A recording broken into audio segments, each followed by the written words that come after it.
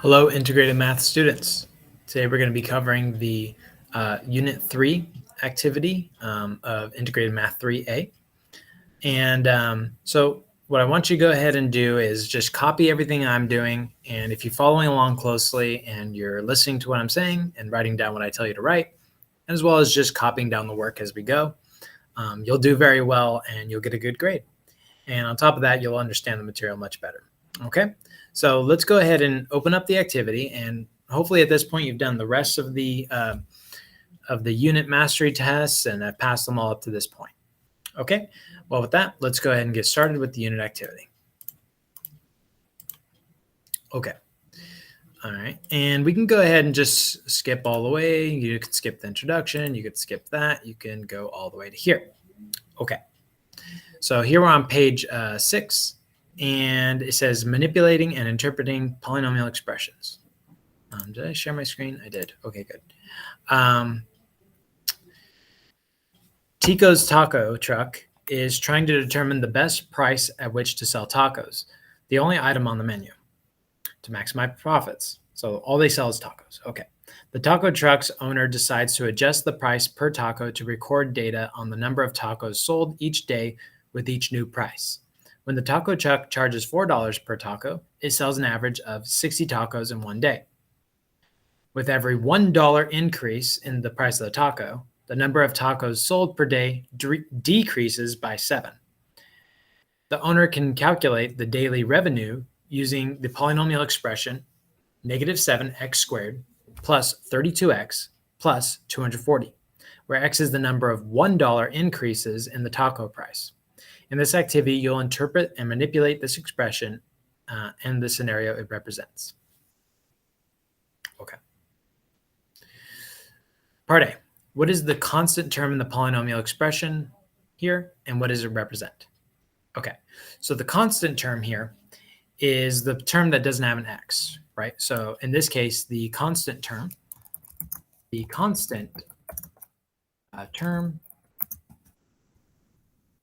is 240. It represents, so generally the constant term, whenever you have an equation like that, is always your y-intercept.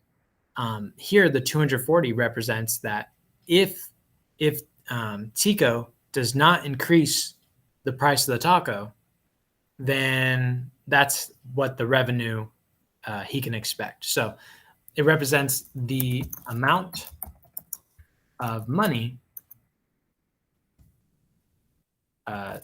Tico will bring in if he does not increase the price. Okay. Now that should make sense because it was saying that he sells them for $4 each, right? And if at that price he sells 60 tacos, right? So $4 each taco times 60 tacos. Well, how much revenue would that be? How much money would that be coming in? Well, that would be 4 times 60, right? Which is 240.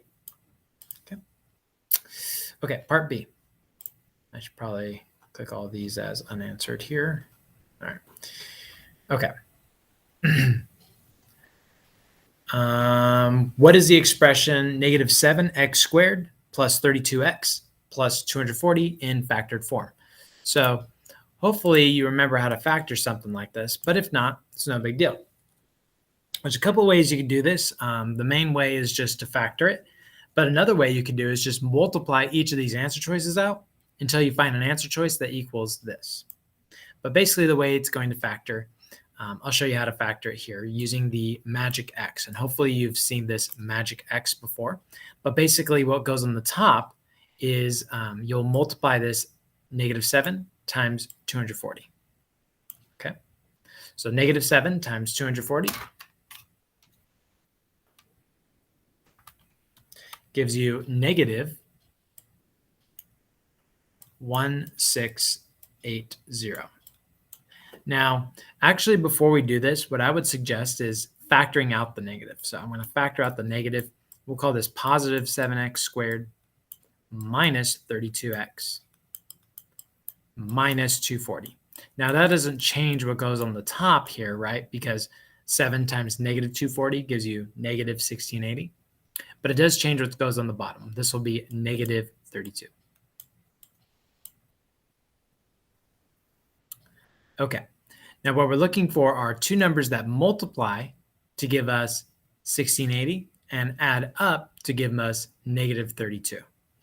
Okay, so that's a little bit tricky, but again, we're looking for two numbers that multiply to give you 1680, but add up to give you 32.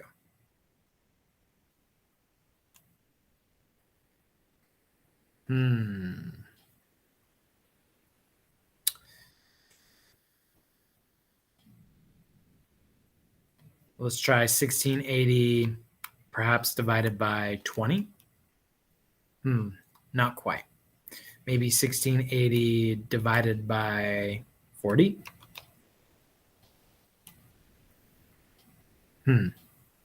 Nope, that's too much. 1680 divided by 30. Getting closer. Maybe 1680 divided by 35.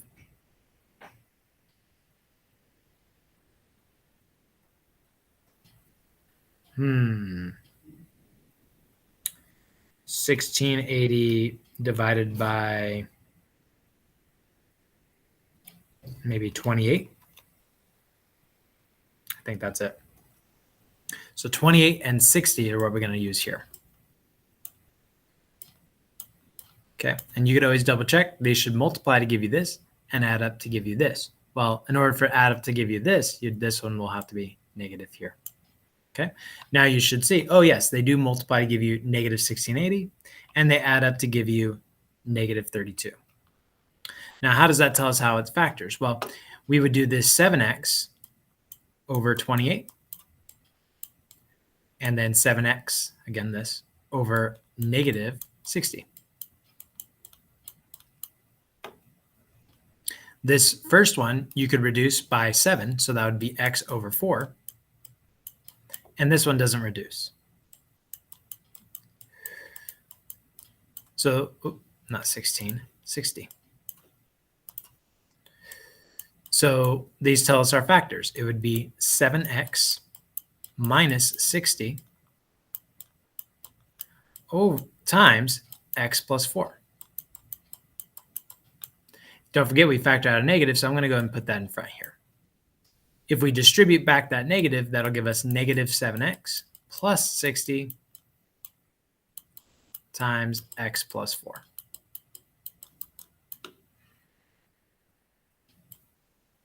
Okay. Cool. And if you multiply these together, you should get back to this original trinomial. Okay.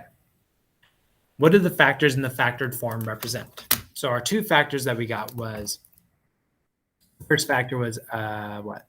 Negative 7x plus 60. And then our second factor was x minus 4. Now we want to look at what each of these represents. So each of these is going to be like this term represents.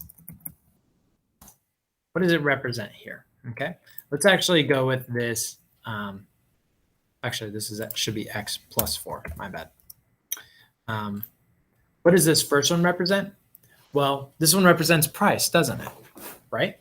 Remember, the original price was $4, and then x is the number of price increases. So if they increase the price by $2, x would be 2. So x plus 4 represents the price of each taco.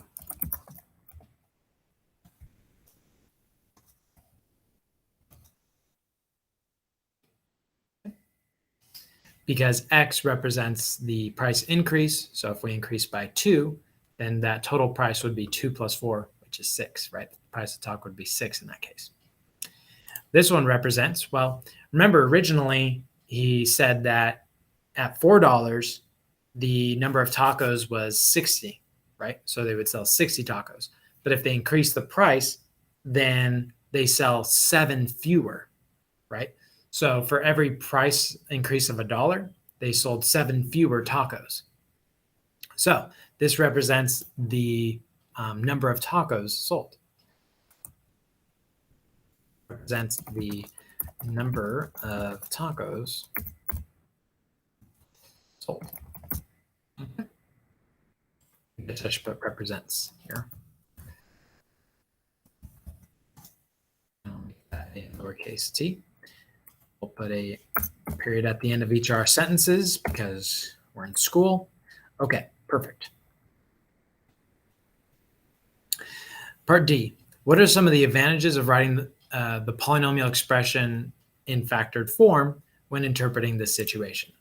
So what are the benefits of writing in factored form? Well, it would make it easier to graph, and that's one of the main things. So it'll make it easier for us to find the x-intercepts and make it easier for us to graph. So when the expression is in factored form,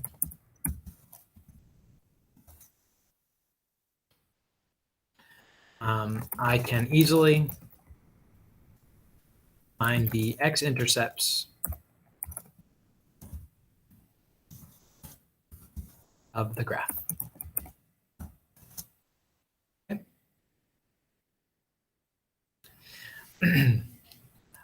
I will also be able to see the separate components that make up this.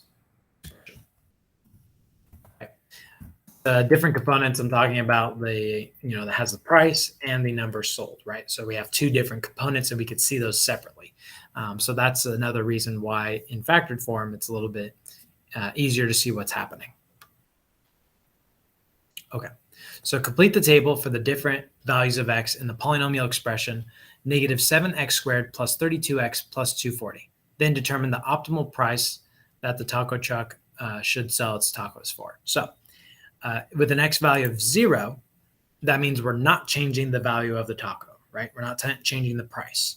So if we don't change the price, in other words, x is 0, then for the price of the taco, remember that was the x plus 4 expression. So if we have 0 there, then it would be, the price of the taco would still be 4, okay? And the number of tacos sold was 60 in that case, right? Now, what about the daily revenue? Well, if we do the daily revenue, what we would do is we would take this expression, negative 7x squared plus 32x plus 240, and we're going to replace the x with 0. So let me show you what that looks like. So for this one, we would do replacing x with its value. So replacing x with 0 in this case. So we're going to replace x with whatever's here. In our case, that's going to be replacing x with 0. So we're going to write negative 7. And you could do this work on another piece of scratch paper or whatever. But it would be 0 squared plus 32 times 0. Again, replacing both the x's with 0 plus 240. Okay. Well, negative 7 times 0 squared, well, that's just 0. 32 times 0, well, that's 0 also. So here, for this first one, we're going to put 240. That's our answer. Okay. Now, that should make sense because if we do 4 times 60, well, that'll give you 240. So automatically, you should have that down. Now, for the taco price, we already know the factor, right? It was the factor. What was that factor? X plus 4, remember? Okay. And for the average number of tacos sold, well, we know that that expression was negative 7x plus 60. Okay. So that's basically what we're going to be plugging into. So for this one, when we use 1, this would be 1 plus 4. Well, that's 5. Over here, when we replace x with 1, that'll be negative 7 times 1. Okay, well, that's negative 7. Plus 60 is 53. Now, you can go ahead and replace 1 into this and find this value. But a faster way you could do this is simply by multiplying 5 times 53, and that'll give us the revenue, right? If we sell the tacos for $5 and we sell 53 of them, how much money are we going to get? So 5 times 53, which is 265.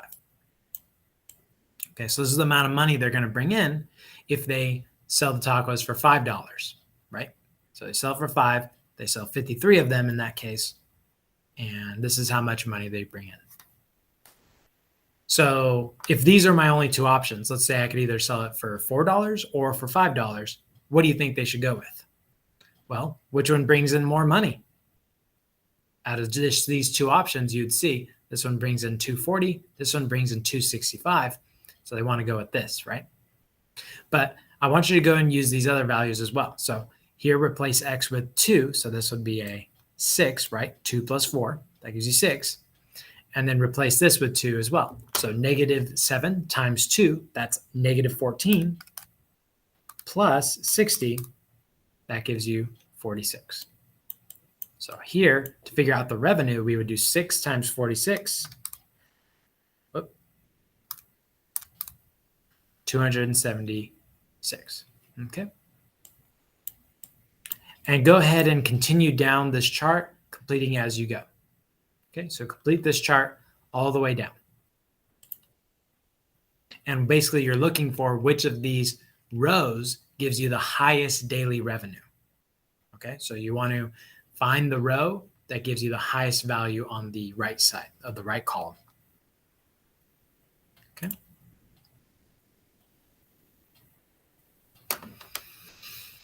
Okay, rational expressions, blah, blah, blah.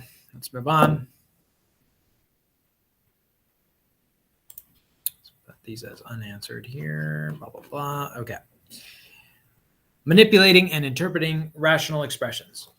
Read the scenario and then answer the question that follows. Ryan has his own business selling watches. He wants to monitor his profit per watch sold. The expression 200x minus 300 divided by x models the average profit per watch sold, where x is the number of watches sold.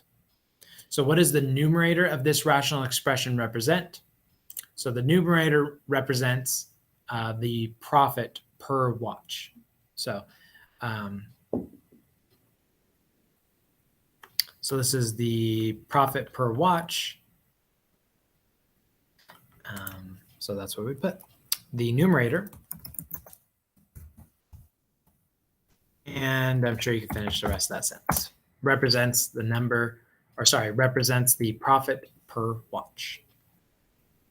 What does the denominator represent? The denominator is x. And what did they say? X is the number of watches sold. So what does the denominator show? Well, it just shows x, right? And what is x? X is the number of watches sold. So what does the denominator represent? It represents the number of watches sold. Okay, so go ahead and answer that. Okay. Rewrite the expression 200x minus 300 as a sum of two fractions and simplify.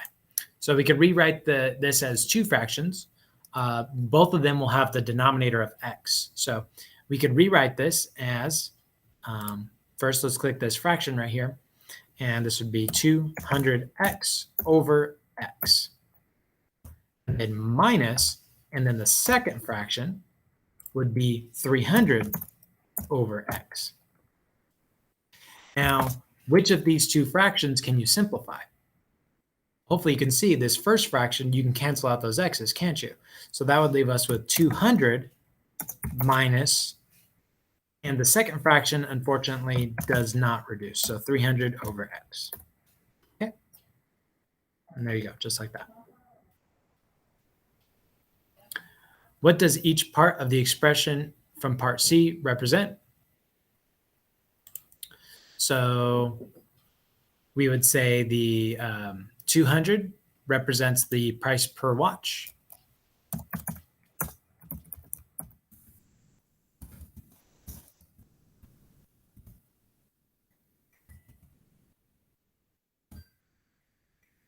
And well, here again, I want to write this 300 over x. So here we would write it as a fraction here. And I would always suggest if you're going to do some math writing, you definitely want to use this equation editor. So the 300 over x, and we'll just press OK. See how nice that looks? And then we put represents the cost per watch.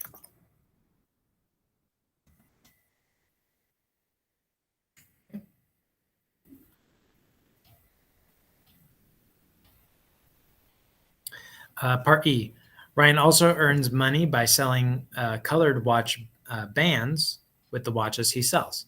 The linear expression 100x minus 50 models Ryan's additional income. What is the expression that models the new average profit, including the bands?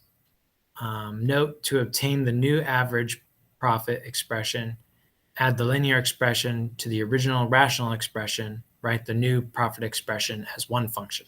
So we're going to take the previous function we had, and we're going to add in this one to it. So the original one, hopefully you remember, once it was simplified, was 200 minus 300 over x. And we're going to add this other one. So we're going to add 100x minus 50.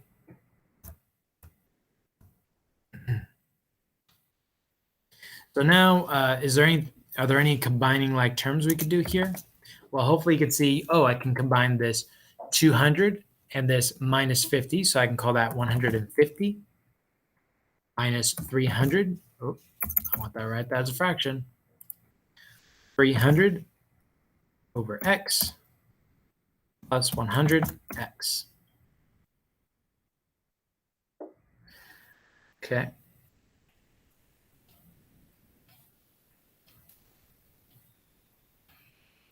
I suppose we could just leave it like that. That's fine. Cool. Okay. Reflection, page 9. In this activity, you will connect doing business with using the tools of algebra. You've seen a lot of scenarios in which people in business use algebra to ensure or monitor their success, including maximizing profit, reaching revenue goals, and calculating the consequences of price increases. Imagine that you're involved in a business venture that could benefit from algebraic expressions and calculations. If you've been involved in such a business, recall what that experience entailed. Write a paragraph describing the business venture and what kind of algebra or other calculations and formulas might help someone in that endeavor. Also include ways in which the business might operate differently with those tools than without them.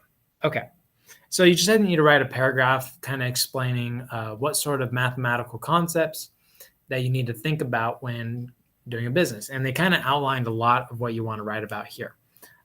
Also what we've done in these previous problems, right? What happens when you increase price? Well, you might sell your item for more, but fewer people want to buy. So that's something you could talk about. You can talk about the fact that there are always certain costs, right? So you want to think of a specific business. Let's say you're doing a business in a restaurant business, right? There are certain upfront costs that you have to pay, like business license and all your kitchen equipment and all the the decorations and the tables and chairs and everything else, right? So those are upfront costs. Then you have costs that you have to pay repeatedly, right? So month-to-month costs, stuff like employees' wages, costs of food, the costs of your utilities. And then you also want to consider profit, right? So the money coming in. So the money from obviously selling the food, but also money from tips. Okay. Some other considerations is how to start the business, right? How much money do you need to have on hand? How much money would you have to take out on a loan? Another thing to consider is what's the profit? Generally speaking, profit is calculated by doing the revenue minus the costs. Okay? So that, in other words, the money you make is the money you bring in minus the money you have to give out. Okay. So these are all things that you can consider and stuff that you could write in your paragraph here. You don't have to use a restaurant example. You could use any business example that you can think of, right? So maybe you want to do a music teaching example, right? You want to open a music teaching business, right? So some things you might want to consider are costs for advertising, costs for the instruments you need to have on hand, costs to pay your instructors if you're not the instructor, and then think about the money coming in, right? So what things will we consider money coming in? Well, people maybe perhaps obviously the lessons you're giving, but also maybe you're selling instruments as well. So that's another thing to consider. Money from selling instruments and as well money from lessons. Okay, so these are all things to consider, right? Or what about if you increase your price per lesson? Well, obviously you'll make more money per lesson, but maybe fewer people would be willing to pay that much, right? So you'd have fewer students. So these are all examples of ways you can use algebraic expressions. And it doesn't have to be too specific, like you don't have to put in actual numbers, but just kind of talk about what are some of the things to consider when some of the mathematical reasonings you need to consider when you're opening a business venture. Okay. I hope that made sense, and I hope you're able to at least write at least a few sentences about some of the math needed and some of the mathematical concepts that you need to consider. Okay, and we've covered a lot of it in the previous problems in this activity. So you could always go back to those previous slides and talk about some of the things too, right? There's some more information you can get, obviously, by looking through here and looking through here, right? So I hope that made sense, and I hope you're able to get through it. If you have any questions, you could always email me. But yeah, so if you have any questions, feel free to email me. Something that makes sense, feel free to email me. My email is ttrigg@ofy.org. And with that, good luck, and I'll see you guys next time.